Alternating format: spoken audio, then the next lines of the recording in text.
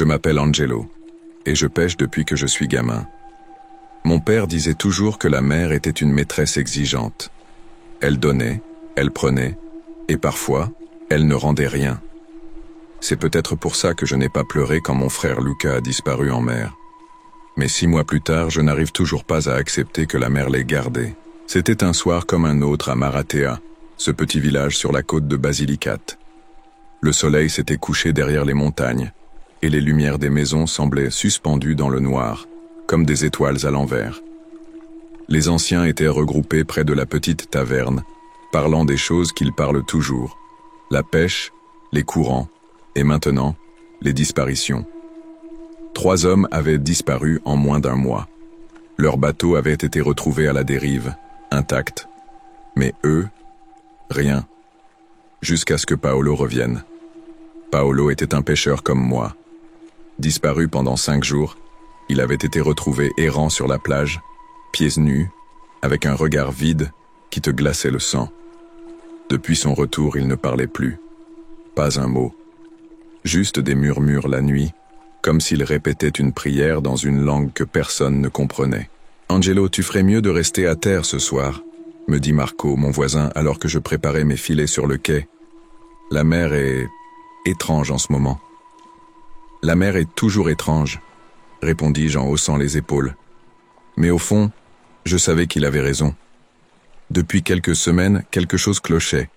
Les filets revenaient souvent vides, et quand on attrapait quelque chose, les poissons avaient un aspect bizarre, des blessures qu'aucun prédateur connu ne pouvait causer.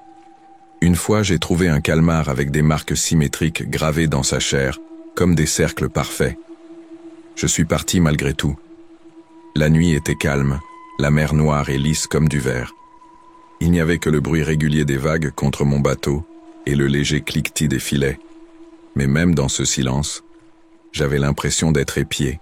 Vers minuit, ça a commencé. D'abord, c'était une lumière faible, à l'horizon. Elle n'avait rien à voir avec un phare ou un autre bateau. C'était trop bas, presque sous l'eau, et elle changeait de couleur, passant du bleu au vert, puis au blanc. J'ai coupé le moteur pour mieux regarder, mais quand j'ai arrêté, je l'ai entendu. Un sifflement aigu, qui semblait venir de partout à la fois. Pas le genre de bruit que fait la mer. Ça ressemblait plus à un cri, mais pas humain. J'ai rallumé le moteur, prêt à rentrer, mais la lumière a bougé. Elle s'est approchée, et c'est là que je l'ai vue. Un bateau. Pas un bateau récent, mais une vieille coque rouillée que j'avais déjà vue avant. C'était celui de Luca, mon frère, celui qui avait disparu. Je suis resté figé, incapable de bouger. Je savais que ce n'était pas possible. Le bateau avait coulé, on l'avait tous vu être avalé par les vagues. Mais il était là, flottant à quelques mètres de moi, son bois humide brillant à la lumière de la lune, et sur le pont, une silhouette. « Luca » criai-je. La silhouette s'est retournée, et mon sang s'est glacé. Ce n'était pas Luca. Pas vraiment. La chose avait son visage, mais quelque chose dans son regard n'était pas normal. Ses yeux étaient trop brillants, trop fixes, et quand elle a ouvert la bouche pour parler, aucun son n'en est sorti. Juste ce sifflement, encore plus fort. Je voulais fuir, mais mes mains ne répondaient plus. Je suis resté là, paralysé, alors que la lumière devenait plus forte, m'enveloppant complètement. Et puis, tout est devenu noir. Je me suis réveillé en sursaut, la peau glacée comme si j'avais dormi dans un congélateur. La lumière de l'aube perçait à peine l'horizon, et mon bateau flottait, immobile, au milieu d'une mer calme. Je ne savais pas comment j'étais revenu là, ni combien de temps s'était écoulé depuis ça. Je me suis empressé de vérifier mes filets. Ils étaient déchirés, comme si quelque chose de tranchant les avait lacérés.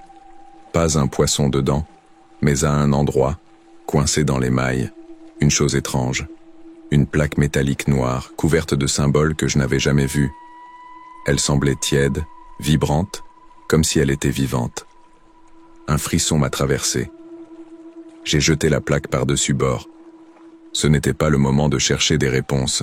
Il fallait rentrer. Quand je suis arrivé au port, les gens m'ont regardé comme si j'étais un revenant. Marco a couru vers moi.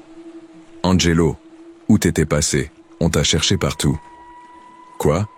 Mais... Je suis parti pêcher hier soir. Marco a secoué la tête.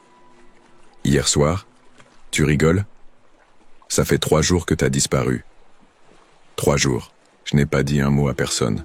Pas à Marco, pas aux anciens du village. Mais je voyais leurs regards. Je sentais leur méfiance. Pour eux, j'étais devenu comme Paolo. Une ombre.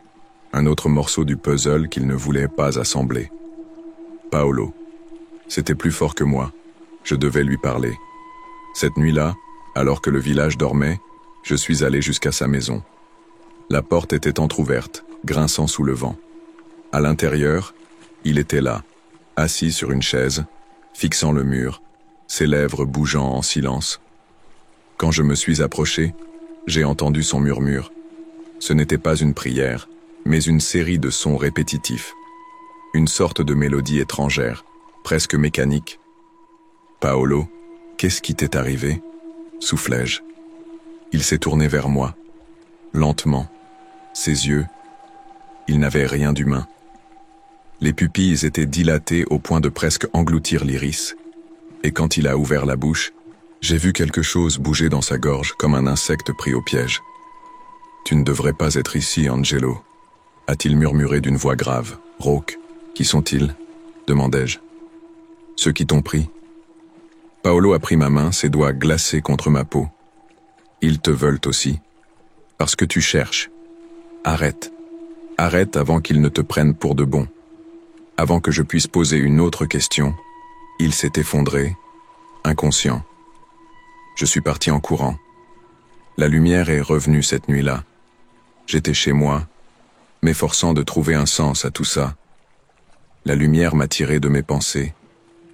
À travers la fenêtre, je l'ai vue, au large, mais cette fois elle semblait plus proche, comme si elle m'appelait. Je savais que je n'aurais pas dû, mais j'ai pris mon bateau et je suis allé vers elle.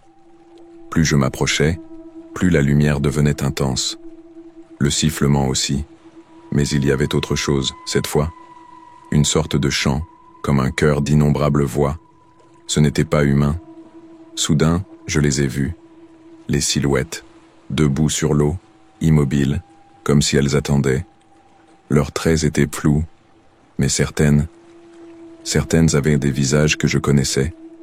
Mon frère était là. Lucas. Lucas, criai-je, ma voix déchirant le silence de la nuit. Mais il ne bougeait pas. Aucune des silhouettes ne bougeait, comme si elle n'était qu'une illusion. Mais alors que je m'approchais, elles ont toutes levé leurs bras en même temps, pointant dans une direction. Derrière elles, l'eau a commencé à bouillonner. Une masse gigantesque a émergé des profondeurs, noire et luisante, comme du métal. Ce n'était pas un bateau. Ce n'était pas un animal. C'était autre chose. Je me suis figé, incapable de bouger, tandis qu'une ouverture se formait dans la surface de l'objet.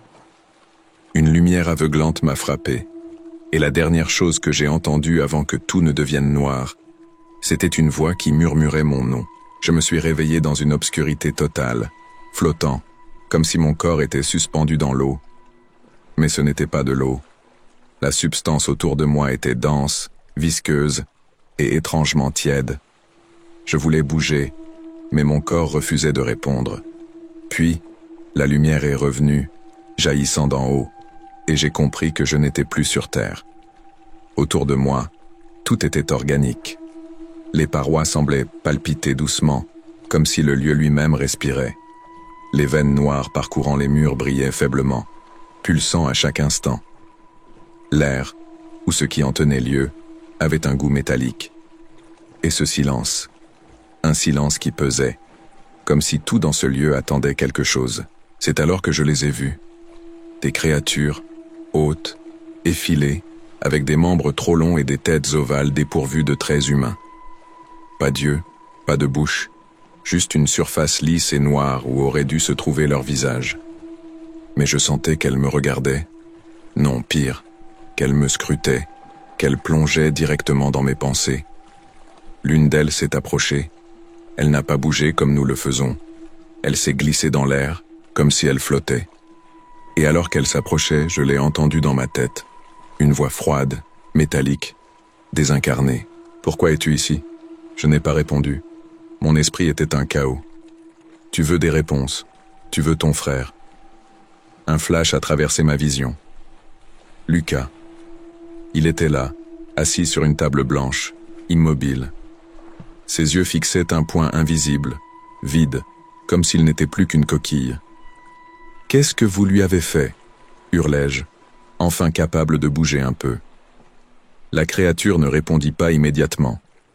Au lieu de cela, une autre image envahit mon esprit. Des hommes et des femmes, enfermés dans des cocons translucides, leurs corps reliés à des tubes noirs.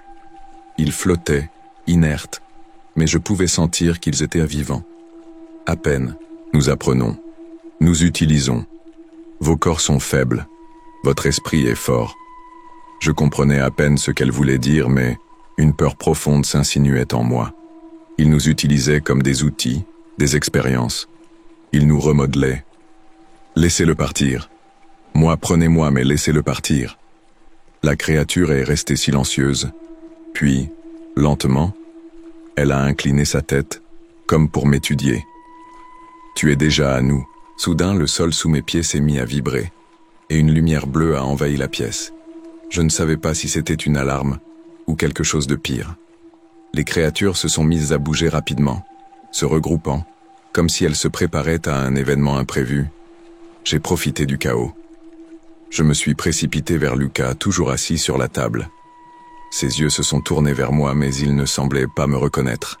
« Lucas, c'est moi, Angelo, on va sortir d'ici !» Il n'a pas bougé, mais quand j'ai attrapé son bras, il s'est levé, obéissant. Je l'ai tiré avec moi, courant à l'aveugle à travers des couloirs qui semblaient s'étendre à l'infini, chaque pas résonnant comme un tambour dans ce lieu vivant. Nous avons atteint une pièce immense avec un plafond si haut qu'il disparaissait dans l'obscurité. Au centre, une ouverture, une chute vers le vide. Je savais que c'était notre seule chance. « On doit sauter », dis-je à Lucas, le cœur battant à tout rompre. Il me regarda enfin et cette fois quelque chose dans son regard semblait humain, une lueur de reconnaissance. « Angelo, ils sont en toi », murmura-t-il, avant que son visage ne se torde dans une expression de terreur. « Quoi? Qu'est-ce que tu veux dire ?» Il n'a pas répondu. À la place, il a sauté, disparaissant dans le vide. La lumière est revenue, brûlante, m'aveuglant. Et cette fois, j'ai senti quelque chose en moi. Une brûlure. Quelque chose qui bougeait. Je n'ai pas eu le temps de réfléchir avant de me réveiller, couché sur la plage de Maratea. Le village m'a trouvé là, seul.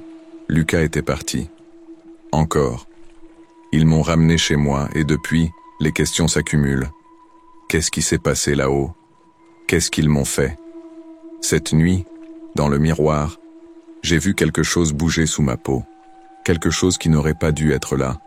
Et je sais que ce n'est pas terminé.